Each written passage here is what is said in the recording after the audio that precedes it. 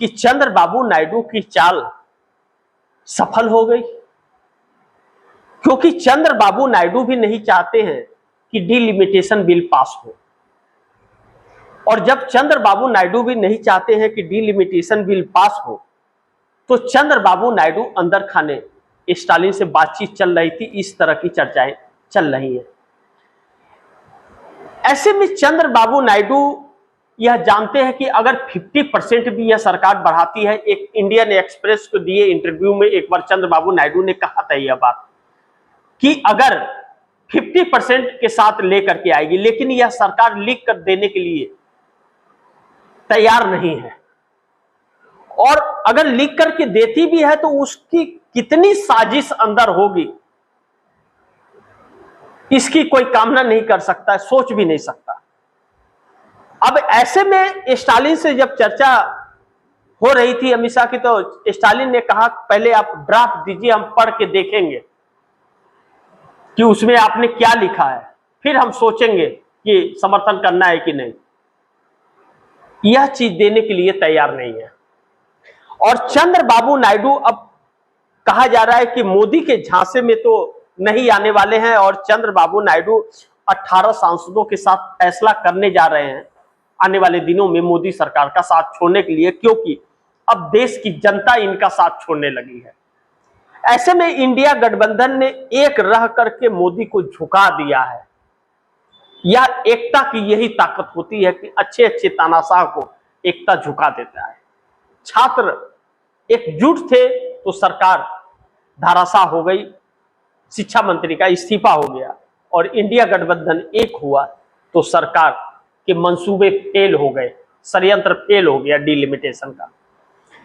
अब ऐसे में भाजपा में भगदड़ मचना तय है, क्योंकि अब जब यह साफ हो गया कि अब नरेंद्र मोदी 2029 में इनकी सरकार नहीं आएगी, तो एनडीए गठबंधन का 2029 तक सरकार चल पाना भी मुश्किल है, और चंद्रबाबू नायडू होंगे पहली शुरुआत करने वाले समर्थन वापसी का।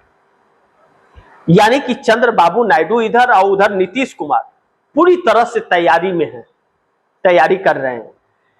ऐसे में अमित शाह का इस्तीफा हो लेकर के क्या मोदी एक चांस लेंगे कि विपक्ष अमित शाह का इस्तीफा मांग रहा है, किसी तरह अमित शाह का इस्तीफा ले लिया जाए और निर्मला सीतारमण और राजनाथ सिंह में किसी एक को बना दिया जाए गृह मंत्री, रबर स्टाम्प ही होंगे और बाकी पीछे से, पर्दे के पीछे से अमित शाह चलाते रहेंगे गृह मंत्रालय।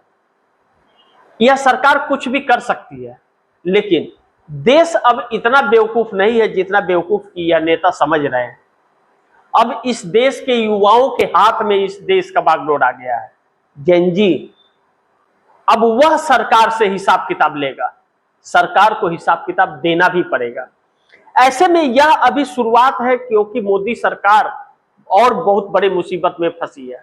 यूपीआई पर अब 2000 के ऊपर पैसे कटेंगे आपको, यूपीआई पेमेंट करते हो आप तो। अमेरिकी ट्रेड डील हो गया है, उसके चक्कर में समस्याएं हैं, महंगाई बहुत तेजी से बढ़ने वाली है। E20 पेट्रोल को लेकर के अमेरिका से ट्रेड डील में नरेंद्र मोदी ने 2025 में समझौता कर लिया था। एथेनॉल अमेरिका सप्लाई कर रहा है, गडकरी के कंपनी से नहीं आ रहा है। इसीलिए गडकरी ने कहा था कि 0.7% उनके कंपनी में उत्पाद एथेनॉल का होता है शुगर मिल में, तो उससे पूरे देश के पेट्रोल में एथेनॉल नहीं मिलाया जा सकता। यह सब कुछ अमेरिका से हो रहा है, और नरेंद्र मोदी अमेरिका के गुलाम बन चुके हैं। सुब्रमण्यम स्वामी ने सही कहा था, इस व्यक्ति को प्रधानमंत्री की कुर्सी से हटा दो, अन्यथा यह व्यक्ति पूरा देश बेच देगा। अब ऐसे में एनडीए गठबंधन के 41 सांसद किधर जाएंगे, यह आने वाला वक्त बताएगा। लेकिन मोदी सरकार की रातों की नींद उड़ गई है, इस बात से इनकार नहीं किया जा सकता। बाकी आप दर्शकों की क्या राय है, क्या सुझाव है, कमेंट बॉक्स में जरूर दीजिएगा। इस खबर को ज्यादा से ज्यादा शेयर कीजिएगा, अपने दोस्तों को भी कहिएगा आगे शेयर करें। और आपने टीएफजी इंडिया न्यूज 24 को सब्सक्राइब नहीं किया, सब्सक्राइब कर लीजिए, अपने दोस्तों को भी कहिएगा सब्सक्राइब करें। मिलते हैं अगली खबर के साथ, तब तक के लिए नमस्कार।